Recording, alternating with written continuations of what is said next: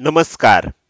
Share market Marathi या YouTube चॅनलवर आपल्या सर्वांचं हार्दिक स्वागत. आजच्या व्हिडिओमध्ये आपण सोमवार दिनांक 11 डिसेंबर 2023 साठीचं इंडेक्स व स्टॉकचं विश्लेषण करणार आहोत. मात्र या व्हिडिओला सुरुवात करण्यापूर्वी आपल्या सर्वांना एक नम्र सूचना आहे, ती म्हणजे या व्हिडिओच्या डिस्क्रिप्शनमध्ये आपण शेअर मार्केट मराठीच्या व्हॉट्सअप, टेलिग्राम आणि फेसबुक ग्रुपच्या लिंक दिलेल्या आहेत.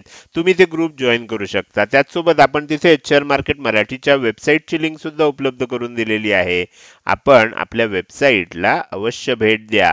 या महत्त्वाच्या सूचनेनंतर आता आपण आपल्या मूळ विषयाकडे परत येऊया आणि सोमवारी मार्केटमध्ये कशा प्रकारे मूवमेंट होऊ शकते याचं विश्लेषण करायला सुरुवात करूया. मात्र या विश्लेषणाला सुरुवात करत असतानाच मला तुम्हाला एक प्रश्न विचारायचा आहे, तो म्हणजे ह्यापूर्वी आपल्या चॅनलवर प्रसिद्ध झालेलं चारही इंडेक्समध्ये वीकली आणि डेली टाइम फ्रेम मध्ये विश्लेषण असलेला व्हिडिओ तुम्ही बघितलाय का? जर तो व्हिडिओ तुम्ही बघितला नसेल तर कृपया आजचा व्हिडिओ बघण्यापूर्वी तो व्हिडिओ एकदा बघा आणि त्यानंतरच आजचा व्हिडिओ बघा, कारण त्या व्हिडिओमध्ये आपण येणाऱ्या काळामध्ये ह्या चारही इंडेक्समध्ये कशा प्रकारे मूवमेंट होऊ शकते, कुठे सपोर्ट घेतला जाऊ शकतो, कुठे रेझिस्टन्स फेस करायला लागू शकतो, चालू असणारी मूवमेंट अशीच जर चालू राहिली तर कोणत्या लेवल्स येऊ शकतात, रिव्हर्सल होणार असेल तर कोणत्या लेवल पासून येऊ शकतं, ह्या विषयाची अतिशय विस्तृत अशी चर्चा त्या व्हिडिओमध्ये केलेली आहे. त्यामुळे जर तो व्हिडिओ तुम्हाला बघायचा असेल तर आत्ता उजव्या बाजूला वर कोपऱ्यात आय बटन मध्ये त्या व्हिडिओची लिंक तुम्हाला दिसत असेल, तिथे क्लिक करून तुम्ही तो व्हिडिओ बघू शकता. जर काही कारणामुळे तिथे तो व्हिडिओ तुम्हाला उपलब्ध झाला नाही तर या व्हिडिओच्या डिस्क्रिप्शन मध्ये आपण त्या व्हिडिओची लिंक उपलब्ध करून दिलेली आहे. मी आता असं अज्युम करतोय की तुम्ही तो व्हिडिओ बघितलेला आहे आणि आपण आजच्या विश्लेषणाला सुरुवात करूया. त्यासाठी डायरेक्टली जाऊया चार्टवर आणि इथे मी बँक निफ्टीचं 15 मिनिटाचा चार्ट ओपन केलेला आहे. तुम्ही बघू शकता बँक निफ्टीसाठी आपण इम्पॉर्टंट लेवल आणि टार्गेट लेवल सुद्धा काढलेले आहेत. वरच्या बाजूला बँक निफ्टीसाठी आपण जो शुक्रवारचा हाय होता तोच 47,303 च्या आसपास, तर तोच आपण काय केलाय वरच्या बाजूची इम्पॉर्टंट लेवल म्हणून घेतलाय. खालच्या बाजूची इम्पॉर्टंट लेवल म्हणून आपण ही लेवल घेतली आहे जो स्विंग लो होता. तुम्ही बघू शकता इथपर्यंत खाली आलं आणि त्यानंतर आपल्याला एक व्ही शेप रिकव्हरी बघायला मिळाली. त्यामुळे हा स्विंग लो जो होता 46,850 चा, तो आपण काय केलाय इथे खालच्या बाजूची इम्पॉर्टंट लेवल म्हणून घेतलाय. मात्र तुमच्या लक्षात येईल की 46,850 आणि वर 47,300 याच्यामध्ये 250 पेक्षा जास्त पॉइंटचा डिफरन्स आहे. त्यामुळे अशा वेळेला आपण काय करतो, अशा वेळेला आपण एक सेंटर लाईन काढतो आणि ती सेंटर लाईन आपण कुठे काढली आहे, 47,075-76 ह्या आसपास काढलेली आहे. तर अशा पद्धतीने आपण इम्पॉर्टंट लेवल आणि एक सेंटर लाईन काढलेली आहे. आता काय होऊ शकतं, मार्केटमध्ये क्लोजिंग वरच्या इम्पॉर्टंट लेवल जवळ आलेलं आहे. त्यामुळे जर पुन्हा आपल्याला फ्लॅट ओपन होऊन किंवा थोडंसं ह्या एरियामध्ये कुठेही, म्हणजे आपण असं म्हणू शकतो की 47,200 ते 47,300 ह्या एरियात कुठेही ओपन झालं आणि जर वर जात असेल आणि पुन्हा 47,300 ची लेवल ब्रेक होत असेल तर मग येणाऱ्या काळामध्ये 47,400 47,500 ह्या लेवल आपल्याला बघायला मिळू शकतात. 47,500 ही राऊंड फिगर असल्यामुळे आपल्याला इथे थोडंसं प्रॉफिट बुकिंग सुद्धा बघायला मिळू शकतं आणि इथून पुन्हा वर जात असेल तर मग 47,600 ही लेवल सुद्धा आपल्याला आलेली बघायला मिळू शकते. तर ह्या पद्धतीने आपल्याला लक्षात ठेवायचं आहे. वर जाताना आपण 47,500 पर्यंतच टार्गेट जास्तीत जास्त लक्षात ठेवू शकतो. आता उद्या जर समजा गॅप अप ओपन झालं, समजा 47,400 47,500 किंवा कुठेही ओपन झालं, तर जर खूप वर ओपन झालं 47,500 च्या जवळ ओपन झालं तर काय होऊ शकतं, एकदा प्रॉफिट बुकिंग येऊ शकतं आणि त्यानंतर मग कशी प्राइस ऍक्शन होतीये, डब्ल्यू पॅटर्न बनतोय का किंवा इथून खाली येऊन आपल्याला एन पॅटर्न बनतोय का, जे काय होईल त्यानुसार मग पुढची मुवमेंट होऊ शकते. खूप जास्त म्हणजे 47,400 च्या वर ओपन झालं किंवा 500 च्या जवळपास 500 550 ह्या आसपास ओपन झालं तर एकदा प्रॉफिट बुकिंग येणार. आणि कारण तुम्ही बघू शकता ह्या लेवल पासून म्हणजे 46,500 पासून आपण प्रॉपर पद्धतीनं प्राइस ऍक्शन बनवत वर चाललेलो आहोत. त्यामुळे 46,500 पासून 47,500 पर्यंत 1,000 पॉईंट होतात. साधारण 1,000 पॉईंट झाल्यानंतर एकदा प्रॉफिट बुकिंग नक्कीच येऊ शकतं. तर ही गोष्ट अर्थात ते खूप मोठं येईल असं नाही, ज्या पद्धतीनं तिथे प्राइस ऍक्शन होईल त्यानुसार मग आपल्याला निर्णय घ्यावा लागेल. मात्र इथे ओपन झालं आणि खालच्या बाजूला येत असेल तर लक्षात ठेवा खालच्या बाजूला 47,075 असेल किंवा अगदी 47,000 असेल, इथपर्यंत आपल्याला काय आहे, हा सपोर्ट झोन आहे. तर ह्या सपोर्ट झोन मध्ये काय होऊ शकतं, इथे जर ओपन झालं म्हणजे 47,200 पासून 47,300 पर्यंत आणि इथून जर आपल्याला खाली येत असेल तर ह्या एरियामध्ये सपोर्ट घेतला जाऊ शकतो. अशा वेळेला काय होईल, 47,300 आपल्यासाठी रेजिस्टन्स तयार होईल आणि खालच्या बाजूला 47,000 हे आपल्यासाठी सपोर्ट तयार होईल. अर्थात लक्षात ठेवा 47,000 असं राऊंड फिगर न घेता 46,900 वगैरे अशी लेवल आपण घेऊ शकतो, कारण स्पीडमध्ये थोडंसं वेगानं खाली येऊ शकतं आणि मग रिकवर होऊ शकतं. त्यामुळे आपण काय करूया, खालच्या बाजूला अगदी आपण असं म्हणू शकतो की सेफ साईडनं जर आपल्याला विचार करायचा झाला तर 46,850 मग सपोर्ट तयार होईल, 47,300 हा रेजिस्टन्स तयार होईल आणि मग काय होईल, जसं आपल्याला मागच्या काही दिवसांपासून दिसतंय की एक रेंज तयार होतीये आणि त्या रेंजमध्ये आपण अडकलेले आहोत. तर असं आपल्याला लक्षात येतं, इथे एकदा ब्रेकडाऊन व्हायचा प्रयत्न झाला, लगेचच आपल्याला रिकव्हरी आली. अन्यथा आपण ह्या रेंजमध्येच अडकलेले आहोत, त्याच रेंजमध्ये पुन्हा सुद्धा अडकू शकतो. तर हे झालं आपल्याला जर समजा फ्लॅट ओपन होऊन किंवा थोडंसं गॅप डाऊन ओपन होऊन खाली ओपन होत असेल. आता समजा 47,075च्याही खाली ओपन झालं किंवा 47,000च्या खाली ओपन झालं तर मग काय होईल, तर मग काय होऊ शकतं, ह्या लोकांनी ज्यांनी इथनं बाय केलेलं असेल शेवटच्या क्षणी त्यांना मग लॉसेस व्हायला लागणार. मॅक्झिमम लोकांना लॉसेस व्हायला लागणार ज्यांनी ह्या लेवलपासून इथपर्यंत मार्केटला वर घेऊन गेलेत, बँक निफ्टीला वर घेऊन गेलेत.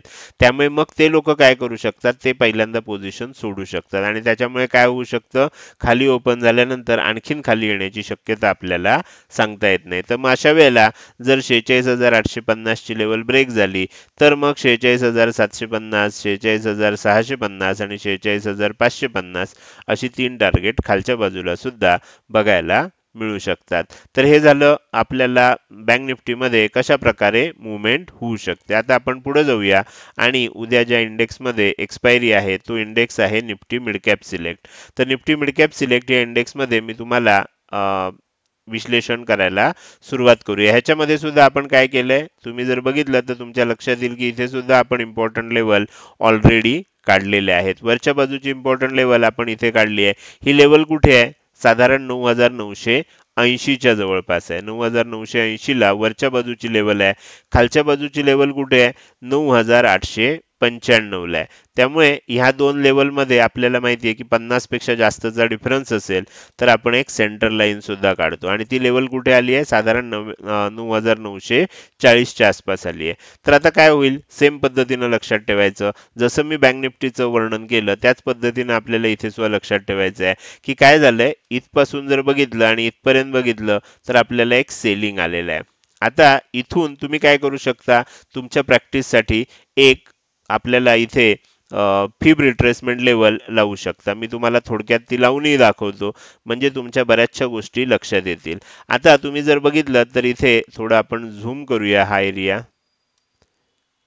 ओके, तर इथे तुम्हाला लक्षात येईल 50% ची जी लेवल आहे ती साधारणपणे इथे आहे. ओके, जोपर्यंत ह्या लेवलच्या आसपास आपण आहोत, ह्याच्या वर आहोत 9,963च्या, 9,960 समजूया आपण, तर तोपर्यंत काय होईल, आपल्याला इथून थोडंसं जर गॅप ओपन झालं, वर गेलं, एकदा लेवल टेस्ट करायला खाली येऊ शकतं आणि पुन्हा वर जाऊ शकतं, असं होऊ शकतं. मात्र 9,960च्या खाली टिकायला लागलं तर मात्र आपल्याला थोडंसं सावध राहायला पाहिजे आणि खाली जात असताना मग आपल्याला काय होऊ शकतं, खाली जाताना आपल्याला मग बाकीच्या लेवलचा सुद्धा विचार करावा लागेल आणि ते आपण जर बघितलं तर खाली जात असताना कुठल्या लेवलचं आहे, तिथे 38.2 आहे 9,945 च्या आसपास, खाली आहे 9,927 च्या आसपास. तर ह्या आपल्याला फिब रिट्रेसमेंट लेवल नुसार येणाऱ्या लेवल आहेत. तर ह्या गोष्टी सुद्धा आपल्याला लक्षात ठेवून मगच पुढचा विचार करावा लागेल. तर त्याच्यामुळे लक्षात ठेवा, जर आपल्याला 9,960 इथून 9,980 81 ह्या रेंजमध्ये ओपन झालं आणि वर जात असेल तर 50% आपण वर असू, त्यामुळे काय होईल, आणखीन वर जाऊ शकतो आणि आपल्याला लक्षात येईल की जे 10,005 लेवल आहे किंवा 10,030 आहे किंवा 10,055 लेवल आहे, अशी वरची टार्गेट आपल्याला निफ्टी मिड कॅप सिलेक्ट मध्ये बघायला मिळू शकतात. मात्र इथे ओपन होऊन जर 9,960 च्या खाली जात असू आपण, तर काय होईल, पुन्हा एकदा आपल्याला इथे साइडवेज मार्केट होताना बघायला मिळेल, जसं मागचे काही दिवस आपल्याला दिसतंय. तर मग इथून खाली येत असताना 9,940 ही आपल्याला सपोर्ट लेवल काम करेल. त्यानंतर तुम्ही खाली बघितलं तर 9,895 किंवा 9,900 ही लेवल आपल्याला सपोर्ट म्हणून काम करेल. तर ह्या खाली सपोर्ट लेवल आहेत, वरच्या बाजूला मग ही रेजिस्टन्स होईल आणि साइडवेज होताना बघायला मिळू शकतं. जर गॅपडाऊन ओपन झालं, 9,960 च्या खाली ओपन झालं कुठेही आणि खालीच टिकत असेल, तर मग सेलिंग कंटिन्यू होऊ शकतं. मग काय होईल, एन शेप होण्याची शक्यता आहे. इथून इथपर्यंत आलं, वर गेलं आणि समजा इथून खाली जात असेल, तर मग पहिलं हे टार्गेट येईल आणि ह्याच्या खाली टिकल्यानंतर आपल्याला खालच्या बाजूची जी टार्गेट आहेत ती बघायला मिळू शकतात. 9,900च्या खाली जर टिकत असेल, तर मग 9,870, 9,845 आणि 9,820 अशी खालच्या बाजूची टार्गेट सुद्धा आपल्याला निफ्टी मिड कॅप सिलेक्ट या इंडेक्समध्ये बघायला मिळू शकतात. तर हे झालं दोन इंडेक्सचं अनालिसिस. आता उरलेले जे दोन इंडेक्स आहेत, हे दोन इंडेक्स मी तुम्हाला स्क्रीनशॉट घेण्यासाठी दाखवतोय, ज्याच्यामध्ये आपण सर्व लेवल ऑलरेडी काढलेले आहेत. तर हा आहे निफ्टीचा चार्ट, ज्याच्यामध्ये तुम्ही इम्पॉर्टंट लेवल, सेंटर लेवल आणि वरचे आणि खालचे 3 टार्गेट बघू शकता. ह्याचाही स्क्रीनशॉट तुम्ही घेऊन ठेवू शकता. जर तुम्हाला निफ्टीचं विश्लेषण करायचं असेल, तर इथे तुम्हाला त्याचा चार्ट दिसतोय. त्यानंतर आता आपण पुढे जाऊया आणि फिन निफ्टीचा सुद्धा मी तुम्हाला चार्ट दाखवतोय, ज्यामध्ये मी सर्व इम्पॉर्टंट लेवल ड्रॉ करून ठेवलेले आहेत. तर इथे आपण थोडंसं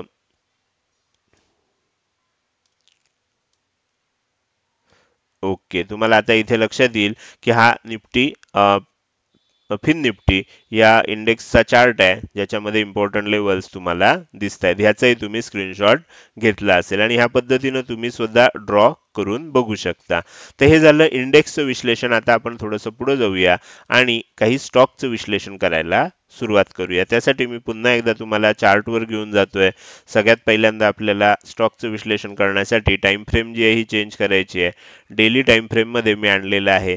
त्यानंतर आपल्याला जे काही स्टॉक मी तुमच्यासाठी काढले होते त्यांना एकत्रित करतो. सगळ्यात पहिल्यांदा आपल्याला जो स्टॉक बघायचा आहे तो आहे टोरंट पॉवर. टोरंट पॉवर मध्ये आपल्याला काय दिसत होतं, तर तुम्ही इथे बघू शकता की अतिशय चांगल्या तेजीमध्ये हा स्टॉक आहे.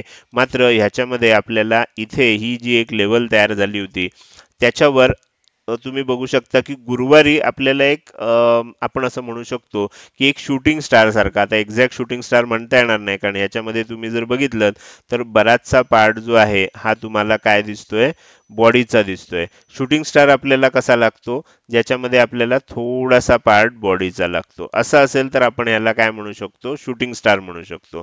इथे आपण याला शूटिंग स्टार म्हणू शकत नाही.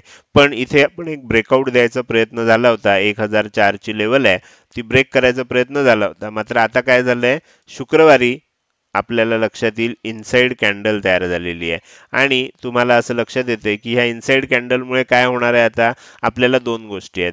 एक, जेव्हा शुक्रवारचा लो तुटेल आणि एक 10-15 मिनिटं त्याच्या खाली टोरंट पॉवरच्या स्टॉकमध्ये किंमत टिकेल, त्यावेळेला आपल्याला ब्रेकआउट फेल्युअरचा ट्रेड मिळू शकतो. त्याचबरोबर आपल्याला इथे ही जी इनसाइड कॅन्डल तयार झाली आहे त्याचाही ट्रेड मिळू शकतो. म्हणजे इथे डबल कन्फर्मेशन होईल. म्हणजे इनसाइड कॅन्डलचं ब्रेकआउट आणि आपल्याला ब्रेकआउट फेल्युअरचं जे आहे तो, असं दोन प्रकारचे आपल्याला इथे कन्फर्मेशन मिळत आहेत. आणि असं झालं तर काय होईल, साधारणपणे 920च्या आसपास आपल्याला हा स्टॉक खाली येताना बघायला मिळू शकतो. तर ही गोष्ट आपल्याला लक्षात ठेवायची आहे. 920च्या खाली येत असेल तर मग अगदी 850 पर्यंत आहे, पण इतक्या डायरेक्ट एवढं मोठं येणार नाही. ह्याच्या साधारण सेंटरला म्हणजे ह्या आसपास आपल्याला आणखीन एक टार्गेट बघायला मिळू शकतं. तर हा झाला टोरंट पॉवरचा, ज्याच्यामध्ये आपल्याला ब्रेकआउट फेल्युअर आणि इनसाइड बार अशा दोन गोष्टी आता होताना दिसत आहेत. अर्थात हे कधी होईल, जर हा लो ब्रेक झाला तरच होईल. ही गोष्ट लक्षात ठेवायची. शुक्रवारचा लो ब्रेक झाला आणि त्याच्या खाली 15 मिनिटं टिकलं तरच होऊ शकतं. आपण आता दुसरा जो स्टॉक आहे तो घेऊया, जो आहे ग्लेनमार्क फार्मा. ग्लेनमार्क फार्मामध्ये आपल्याला काय दिसतंय? ग्लेनमार्क फार्मामध्ये सुद्धा आपल्याला असं दिसतंय की मागचे काही दिवस म्हणजे आपण असं म्हणू शकतो जवळजवळ 1 महिना आपल्याला ही लेवल 805 रुपयाची रेझिस्टन्स म्हणून काम करत होती. फायनली आपण मागच्या आठवड्यामध्ये याचा ब्रेकआउट सुद्धा दिला. मात्र आता ब्रेकआउट दिल्यानंतर लेवल टेस्ट करायला खाली आलंय. उद्या काय होऊ शकतं? लेवल टेस्ट करायला खाली आल्यानंतर इथून उद्या वरच्या दिशेनं पण जाऊ शकतं. म्हणजे शुक्रवारचा जर लो ब्रेक केला नाही आणि गॅप अप ओपन होऊन आपण वर झालो तर मग आपल्याला काय होईल? ब्रेकआउट दिला, लेवल टेस्ट करायला खाली आलं आणि एन शेप बनून आपण वर चाललो. असं झालं तर आपल्याला 832 रुपयाचं येणाऱ्या काळामध्ये टार्गेट बघायला मिळू शकतं. मात्र एक शक्यता अशी दिसते की ब्रेकआउट फेल्युअर सुद्धा होऊ शकतं. तुम्ही इथे बघितलं तर दिसतंय की डबल कन्फर्मेशन होत आहे. आपण मगाशी टोरंट पॉवर मध्ये इनसाइड बार बघितलं होतं. इथे आपल्याला दिसतंय ते म्हणजे एनगल्फिंग पॅटर्न. ह्या रेड कॅन्डलनं मागच्या ग्रीन कॅन्डलला कंप्लीट कव्हर केलेलं आहे. त्यामुळे जर शुक्रवारचा लो ब्रेक झाला तर खाली जात असताना आपल्याला काय होऊ शकतं? 770 रुपयाचं हे टार्गेट जे आहे हे आपल्याला येताना बघायला मिळू शकतं. त्याच्याही खाली जात असेल तर साधारणपणे 760 रुपयाच्या आसपास तुम्ही इथे बघू शकता सपोर्ट घेतला होता, इथे बघू शकता सपोर्ट घेतला होता. त्यामुळे तेही टार्गेट आपल्याला येताना बघायला मिळू शकतं. स्टॉकचं नाव आहे ग्लेनमार्क फार्मा.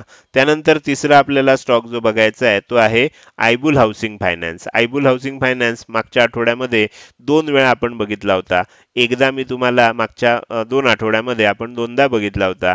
एकदा म्हणजे तुम्हाला इथे ब्रेकआउट दिला.